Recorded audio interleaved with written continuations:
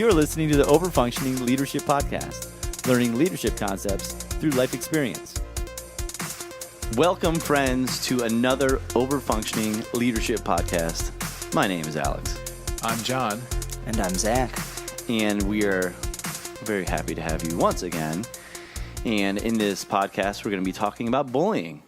And John, could you go ahead and just preface this whole thing? Well, what we're trying to do in this podcast, and you as the listeners can judge for yourselves whether we were successful or not, is we are trying to take a topic, bullying, that is prevalent and discussed much as it should be, and trying to see that from a systems theory, through Bowen's systems theory. And we may make some, I don't think we're going to make definitive statements of this is what's happening, but we're going to make some suggestions to consider that you may think are crazy. And so I guess what I'm saying is you're free to reject anything that we say in this podcast or any podcast that we do. Oh, yeah, most definitely. So with that, before we get to bullying, we'll do a little recap.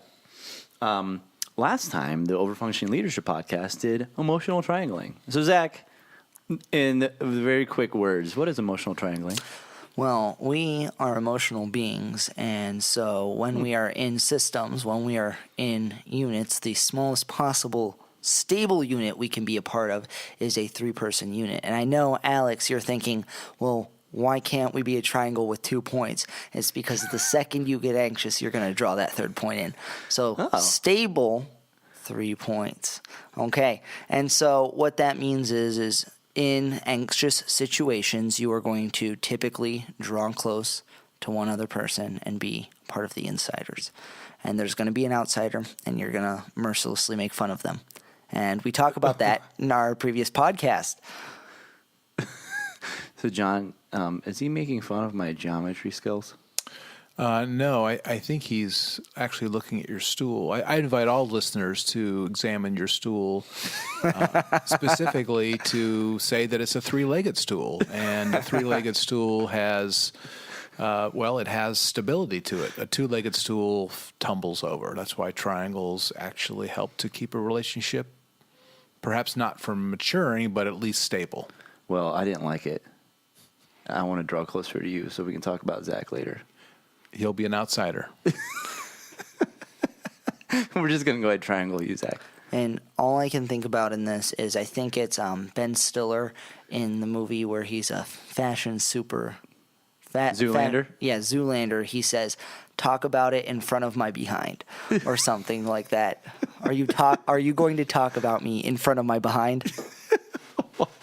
Oh, boy. Well, with that, we're going to go ahead and move on to the other recap. Yeah. I had a discussion with Jerry Craig, who is a director of the ADM board, and talked to him a lot about the opioid crisis and his leadership throughout that. And it was very interesting to talk to him. For my mind, he was very self-differentiated, which is a word we throw around a lot, in which we're talking about somebody who's becoming more of a solid self and defining who they are as a person. And so it was just good to hear from him and as a stable leader within our local community. And so really good conversation with him. So go ahead and give a listen to that as well. We're just going to lead us into our fable section. So go ahead and let that beard get all scruffy and rub it up against somebody's face. They'll love it. And get ready for the fable time. Specifically for these fables, John, what are we going to do here? Well, we were thinking about bullying and approaching it from 3 different perspectives. One of the perspectives is through the eyes of the bully, and the second one is through the eyes of the bullied, and then the third would be those that observe bullying.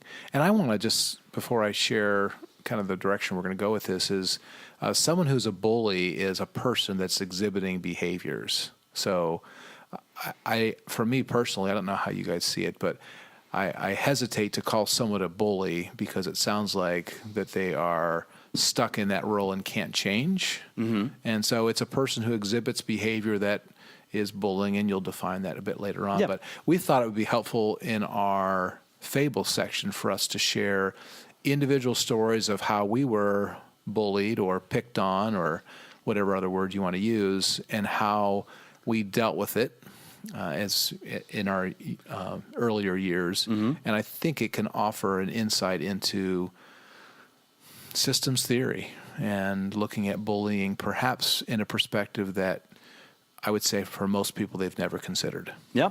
So my bullying experiences go pretty much like this. I'm getting picked on. I talk to my mother about them, and then my mother says, in response, this is how you need to respond. What'd she say? She said something along the lines of, how you respond is, you just act like you're like more mature than them. So you'd be like, the words that I would say was, you need to grow up. That was my response to the bullier. So, and it shut them down pretty quickly from a maturity stable of like, that was not the reaction they were expecting. So I just like, oh, grow up. And that was the response of taking the higher ground. And anyway, it's just kind of interesting. And I think I've heard you say that to people. You need to grow up.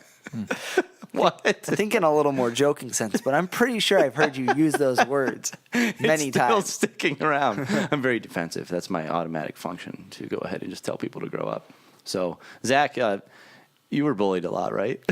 I was thinking about that, and there are only 2 instances of bullying that pops into my head, because I was a pretty quiet kid, a little weird, but mostly quiet. Weird, sat in the really? back of the class. I was just chilling, avoiding notice. But I think of before that, before I even entered school age, and unfortunately, you didn't get to this conversation with my mom when you interviewed her several episodes ago, but my sister used to bully me. Oh.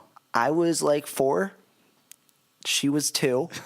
And she would pick on me. She would push me over and hit me, and I would just take it. I would not defend myself at all. And apparently you solve that by having a mother who calls a radio family therapist or something along those lines, and you follow his behavioral advice, which is tell her that's not okay. And in high school, actually, maybe more relevant one, is there was a kid who was he would sort of act out meanly to me, right? And I don't really even know if you can call it bullying. I think it might have gotten there depending on how I responded. But the way I responded was with a very jovial attitude. I ignored the slights that I received, but I gave him a reason to slight me by being obnoxious to him.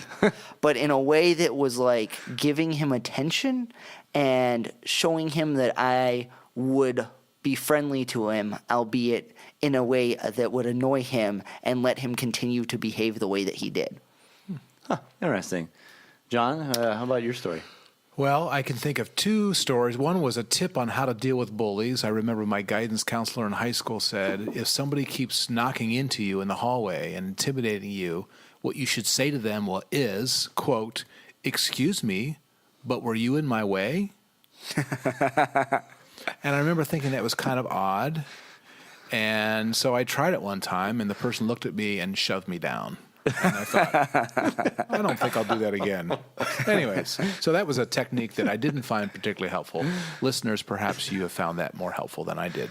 But I remember a gentleman, or a kid, I guess he was a kid, who was 4 years older than I was, in the same grade as my sister, and walking home from school, I would walk by his house, and I would always be fearful because he was kind of, he was a bully. He would just pick on people. And I remember one time I was walking home and he jumped me from behind and shoved snow in my face and laughed and ran away and just, I don't know, I just cried and ran home. And I remember going inside, I still had snow on my face, and I told my dad was watching the news, and he looked at me, and I was crying, and I told him all about my sob story, and he said to me, "You'll figure it out." And then he went back to watching the news, which was not anything what I was hoping. I was hoping for some commiseration or can you help me out here a little bit? But he said, you'll figure it out. And that was the end of that. And so I figured it out by trying to avoid this kid in the future. It was interesting that my dad essentially said, this is not my problem. Yeah. So with those three different examples, obviously we don't have a female perspective from this region or a cyberbullying. There's lots of different types of bullying. We might as well define this based off of the American Psychological Association. Might as well give us the definition for bullying. So bullying is a form of aggressive behavior in which someone intentionally and repeatedly causes another person injury or discomfort. Bullying can take form of physical contact, words, or subtle actions. So Subtle. subtle actions. Emphasis So- on the B. Yeah, so that is the definition that we're looking at, and then we're going to go ahead and use. It's the American Psychological Association, and hey, we like psychology, so that's what we're going to go ahead and use. We're not going to talk too much about that, but just to give us an overall blanket foundational statement. And you already mentioned this, and we're going to look at this bullying from three different perspectives: the bully, the victim, and the witness. So let's go ahead and start with our bully and what kind of perspective we can look at when it comes to their emotional processing, their anxiety, their family systems. What thoughts do we have from the bully perspective? A bully says, you change. I mean, I think of the idea of one telling another one how to think. So from my perspective, people who are, again, I'm going to say it one time and then be done with it, that a bully is not, we don't label them. Even I'd say a terrorist, that's a human being. Anyways, but we're going to use the word bully because that's what we all understand what that word means. I would say a typical bully comes from a highly anxious family. I think there is a connection between highly anxious systems and reactive behaviors. And reactive behaviors can look like several things, including one picking on another. If you know theory, you can use it. And Bowen theory says that people who are anxious don't know boundaries. They can't contain themselves. And so what is bullying if it's not invading the space of another? So I think from a bully standpoint, it is saying, you change, I don't like you, and I'm going to invade your space, and in a reactive way, just punish you for anxiety that I'm feeling in my family of origin. I think there's truth to that. Yeah, so it's like others focused then. I imagine a lot of you statements, and not a lot of I statements, not a lot of foundational, this is who I am, but more of I'm choosing you, and I'm going to tell you what you need to do and how you need to change. Mm-hmm. So, a clarifying question: are you saying let's put this in a triangle? All right, looking at there's 2 points that I can identify. It's the bully and the bullied. Right? Is the third point in that triangle? Are you implying that is their source of anxiety? I think the source of their anxiety comes from family of origin, and I think the manifestation of that is the third point of the triangle, which would be, the bully at the top, the bullied or the victim in the lower left-hand corner of the triangle, and I think in the right-hand corner of the triangle would be the behavior that the bully is trying to make the victim do or change. And but I think there are interlocking triangles that are not part of this triangle. That what we see is we see the bullied behavior. What we don't see is the emotional process piece that is part of, and we'll get to this, that I believe is part of both families of origins. I'll say this, and this is the part where you can shut the program off if you'd like, but from my just general observation, that the level of maturity of the bullied and the victim are pretty similar. This is a general statement that has exceptions to it. And we'll talk about steps that the victim can take themselves to address this problem, but I do see that the family of origins, where the people who do the picking on and are picked on, have a lot of anxiety in both similar systems. It's like one is the bully and the other one's the chameleon, and they're two sides of the same coin. And I'm not saying that the person who's getting bullied is asking for it, but I am saying that their response or lack of response gets them stuck in this bully-victim dual relationship that they themselves, the victim, can do something different to change and disrupt the equilibrium of this two-person relationship, if you will. So from the outlook that you've talked about, the bully would be the overfunctioner, and the victim would be the underfunctioner. And so the bully is saying, this is what I want you to do, and overfunctioning for that other person who's the victim, and the victim is saying, okay, I'm going to do those. You know what I mean? Like, I'm being subjected to these things. And so when you said chameleon, it's like, I guess this is what I'm going to do. And so in some cases, and I don't think the bully's like, I want you now to make my same, or whatever. I'm sure there's certain demands of a bully, but in some ways, the demands of a bully would be subject to whatever I say. Like, I just want you to fear me. In some ways, there's a lot of that when it comes to bullying of, I want you to fear me and I want to feel superior to you. So grovel at my feet, or you know what I mean? Those are kind of more of the demands of a subconscious nature than of a, here's my list of demands. I wrote them out as a to-do list for me, which I don't know if those are, here or there, but. Yeah, and I don't know if this falls under witness because I don't know exactly how we're defining witnesses at this point. But when we were talking about, John said he hesitates to call victims or bullies because of the associations and the idea that giving something a label sort of labels stick. Yeah. It's a behavior. Bullying is a behavior. It's not a label. Mm-hmm. Okay. And so I think it's interesting. I was reading an article on bullies and worries on yourmindfulcompass.com. It's a WordPress site. Very, very legitimate. But it's interesting because, and I saw this fleshed out in your argument, John, what you were saying. They make a distinction between how we look at bullies. She says, I assume it's a she, I don't know. Andrea Shara's work. Yeah? Mm-hmm. Ooh, I'm glad you know her. She seemed very reputable. She is. Yeah, and she says, a systems view seems lost in intense focus on fixing the person that has the problems.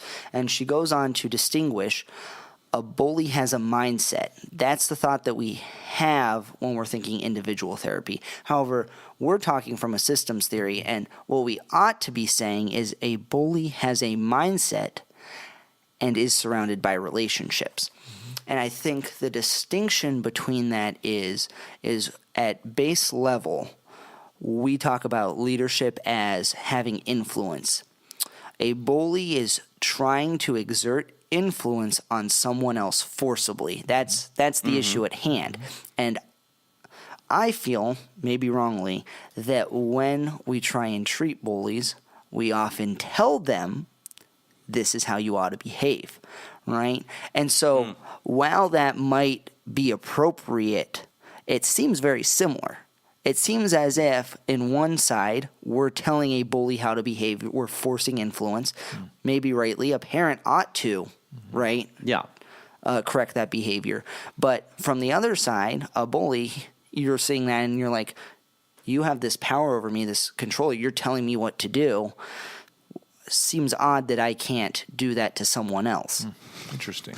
It's like in part of, we talk about this a lot too, is it's a technical solution. So using different steps, and this is the behaviors you're not supposed to do, and this is what I want. You know what I mean? To an adaptable solution. So talked about adaptable. That's like changing. That's when we talk about development. Telling a bully or anybody for their bully or not, here's the steps or here's the things that I want you to do from a technical side may not ever change that person because the person has a family emotional system that needs to be unearthed for them to be able to take the appropriate steps to be able to act in a society, in a way society that will be accepted. Now, there is a lot of, I looked at different articles about bullying and where does it come from. It comes from animals, and animals do it, chimpanzees and monkeys do it, and it's cross-cultural, just not a U.S. problem, to where people continually portray this bullying phenomenon. And so it is something that is all over the place. So it's innate in a lot of ways. And I don't know if you said this, John, but there's a part where the bully and the victim in some ways have no self. And so maybe you could help explain what that means. Well, we have the idea of a solid self and a pseudo self. So a solid self is someone who has thought carefully through their beliefs and what they stand for, and it's through experience and through study and careful thought, and they've come to believe certain things. And a pseudo self is someone who has thoughts and opinions that are borrowed from another. So when children are really small, they are pseudo selves. They borrow opinions and thoughts from parents primarily and society in general. But as one grows up, the idea is that they start to develop their own individual opinions that are based on careful thinking and certainly the influence of others, but they're not simply repeating what people tell them. And I would say from the bully perspective, it's easy to see that I don't think that a person that bullies another does so out of thoughtfulness. This is not a guiding principle that they have considered and pondered and said this is the right thing to do. It's a reactive behavior. So I think, the phrase that Bowen uses is a no self, which means it's a conduit of anxiety. I would say that a bully is actually a conduit of anxiety. So it goes from their family of origin, and it's so anxious that it spills out into another, and in terms of invasion of somebody's personal space, and that being the victim. Yeah. And then the other part, which I think is harder to see, is how is a victim or the person being bullied a no self or a non-self? And I think at one level, it's their inability to stand up for self. And I know that we might have a mismatch of power where you have a bully that's a hulking figure, if you will, and the victim is kind of like the two of you, hulking figure, and the other one's more of the less hulking figure. I'll let you figure out which role you want to play. You're already shrinking. But I'm thinking that the person that is being picked on, the phrase that's used frequently is do something different. And it could be triangling. So I'm going to go to the witness. I'm going to go to a teacher. I'm going to go to a parent. I'm going to go to an authority figure to tell on what's happening. I mean, Alex, you and I are teachers, and that's a role that we play, an important role that we play. And I think there's times for that. But the essence of a triangle is the discomfort between two people. I can't handle this discomfort with another, so I'm going to go and triangle in a third. I'm wondering if individuals are so quick to do that they simply don't do something different in that relationship. And this is complex, and I get this piece. But here's the theory. Do something different to change the dynamic between you and another person. And this is on a spectrum. I'm going to take your, one of Zach's favorite things. We got a spectrum. Obviously, you count different bullying experiences based off of, different severities, right? But, I think what you had to say there about doing something different, much in the way that Zach did when he talked about, I'm just going to be real goofy and annoying to this person. I'm going to keep it lighthearted. And we've talked about it several times. Playfulness eases away anxiety, real quick. And so trying something different that is going to be uncharacteristic. Yeah, and I go back to your opening vignette and of that you told the person you need to grow up. So they're telling you need to change, and you're saying, no, you need to change, as opposed to taking it and just, kind of cowing to it. You are actually saying, no, you change, and flipping it on its head and doing something different and something that may be disarming. Yeah. And ideally, we can think of, oh, no, you, right? We can think of that as a retort, as a reaction. But ideally, this change in behavior, this do something different, is from a place of rational thought, like you're consciously choosing to do something different. And I think what you guys are tiptoeing around saying a little controversially is, while there is a place for bringing in a third party, you feel more often than not the bullied ought to just stand up to the bully. Is that what you guys are saying? Is that your blanket advice? I would. I think in this way, when we talked about triangling, I think getting strong mentorship and within this realm, I talked to my mother, and I'm sure you talked to, I'm guessing, your parents, and I mean, John even went and talked to his dad, and I know that your different move was, I'm going to walk a different way home. But thinking through that and helping somebody out with that, especially at a young age when you have such a pseudo self, and usually we talk about bullying from a state of usually younger adolescence, right? But when, especially now, though, I've been called a bully as as a man, and I'm sure some of you also have been maybe behind your back or even to your face have been called bullies as adults. That's a point where you say, okay, maybe I need to act differently within this situation, or I'm being victimized, or I'm being, I think that's a point in which you actually have a point to where you may have more of a chance to have a solid self and not a pseudo self, to where you say, I mean, I think, and I don't want to speak for John, but I think it's always a good idea to say, okay, what problem is this? What part of responsibility do I have to play in this situation, and how can I interact differently with this person? And not to say that it isn't good to go ahead and talk to somebody else about the situation, but thinking through that yourself in your own perspective, how can I respond to this, is always going to be a good idea. What do you think, John? Well, I think growing self, maturing self as a young person is really important, because if I can grow self and mature self, even at a young age, everyone can take steps to become more mature, then I'm able to then consider something more thoughtfully. And I think as one matures themselves, they become less anxious because they started to think of a few of their guiding principles. And when one becomes less anxious, and this is the example of, if you know theory, you can apply theory. We're trying to take bullying and applying Bowen theory to it. But if you know theory, what theory tells you is that if you're less anxious, if one is less anxious, you're able to discern between real threats and perceived threats. And so someone glaring at you that you say that's bullying, the question is it really bullying? And when I'm highly anxious, I really can't tell the difference between bullying and simply a glance. And so I would offer for young people, and anyone at all, for me and for any of us, if we can mature ourselves and grow ourselves up, it helps us to handle situations better. And there may be times to go and get an adult. I get that. Mm-hmm. But there's also times to perhaps saying, I'm going to handle this on my own.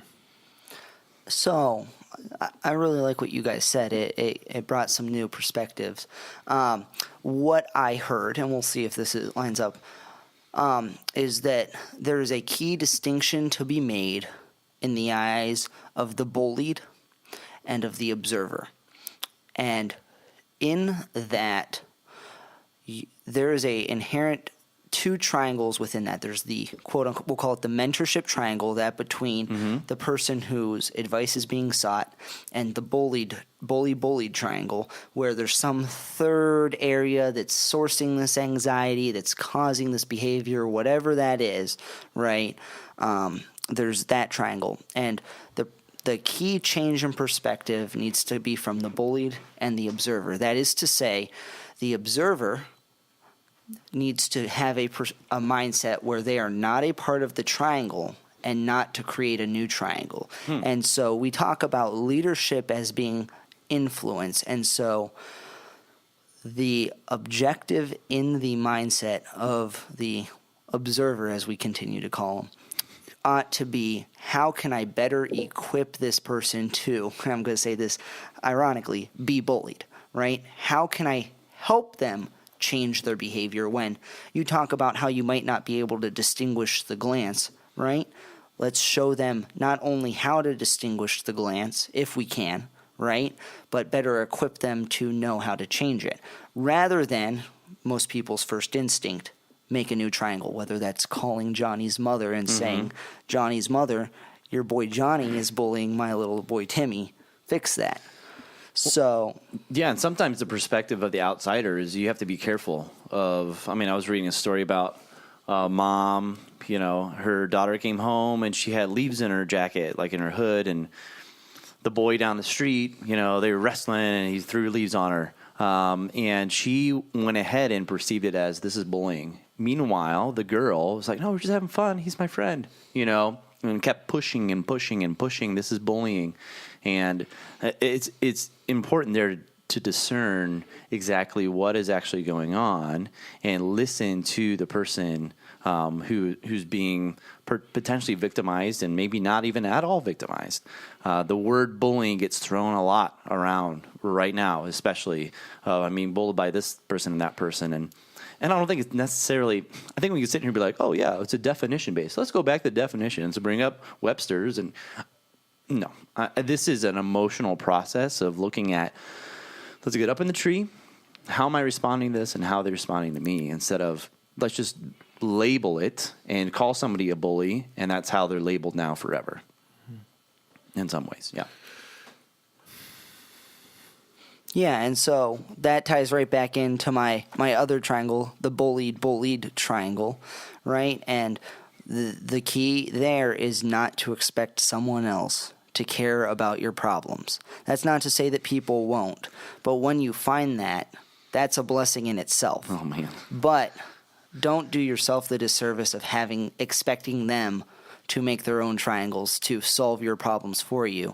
Expect to have to solve the problem yourself and hope that you will become equipped by these other people to better resolve your problems.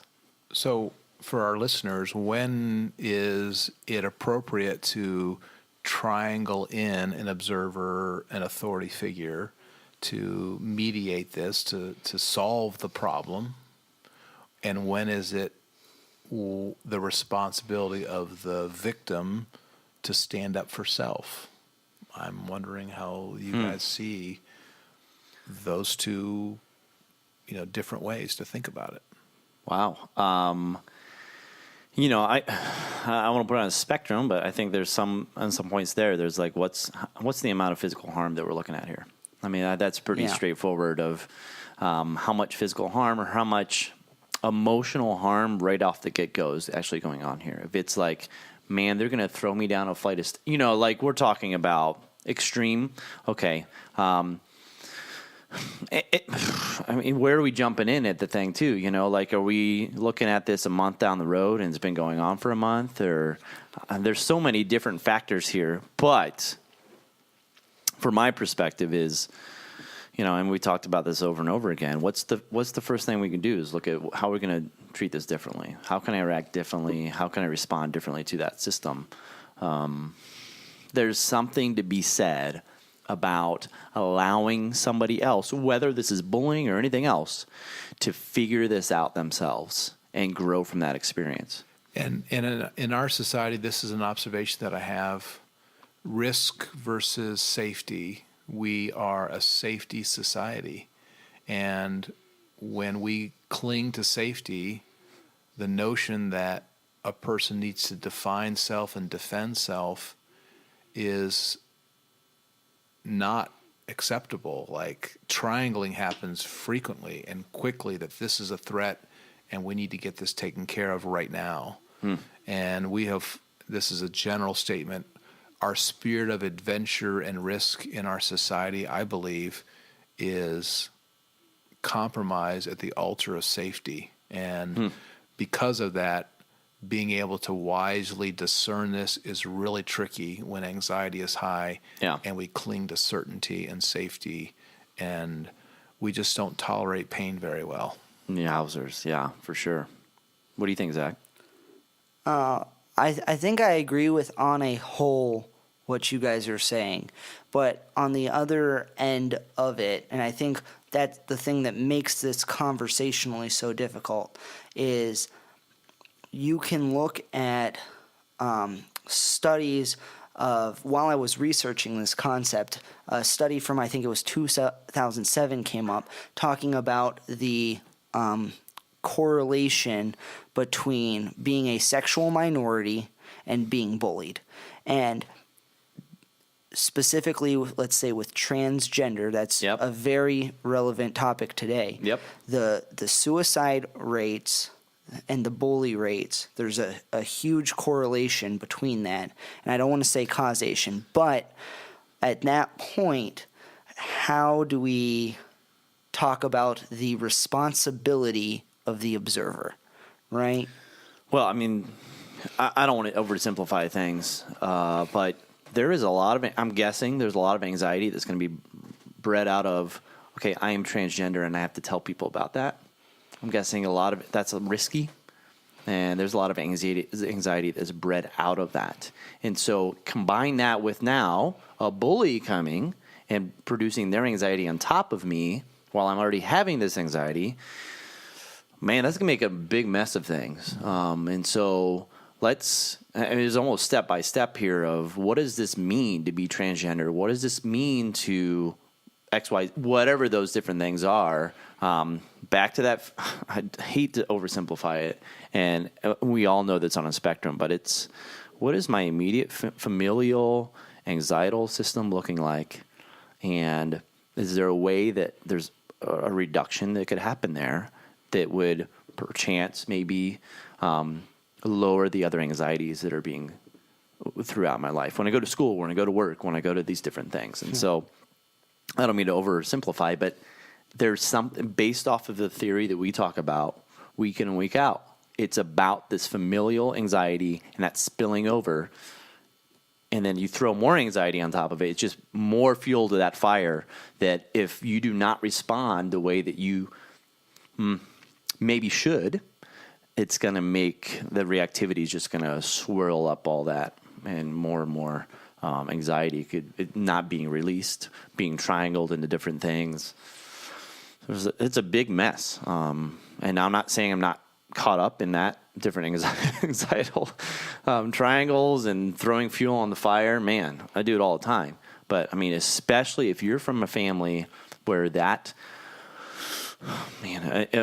emotional system at home is one in which it's the lower differentiation, and then now you're going into different anxietal pressures based off of society.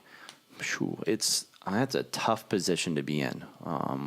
And so we could go, we could talk we could talk a lot about different societal things. And you were talking about racism, and we could go down the line, and once again, not to oversimplify, there is something to be said about the emotional system and anxiety bred from the immediate nuclear family and how that feeds into what's going on with different societal anxieties. And I agree with that.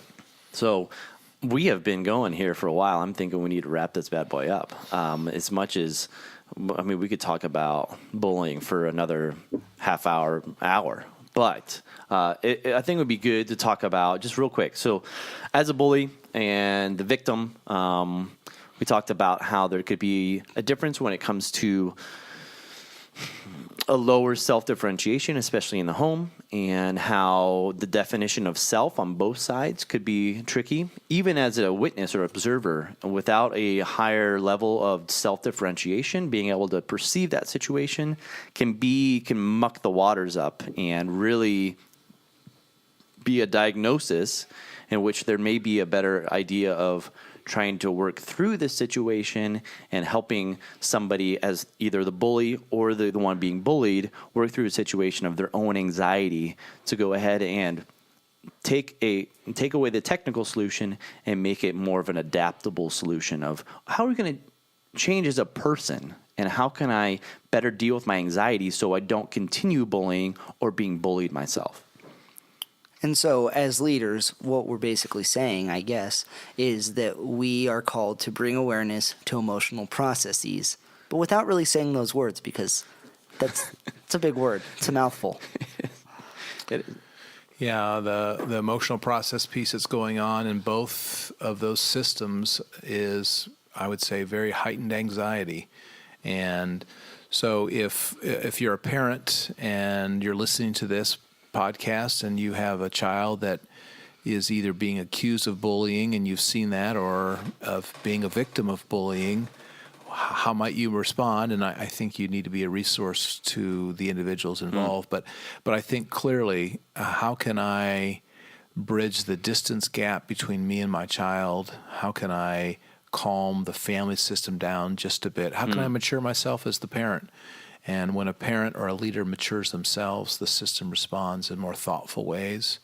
And I think on both ends, the pronounced anxiety is less. Therefore, the reactive behaviors, including bullying, is less pronounced. Yeah, that's a home run there, my friend. So, any other final thoughts about this bullying stuff?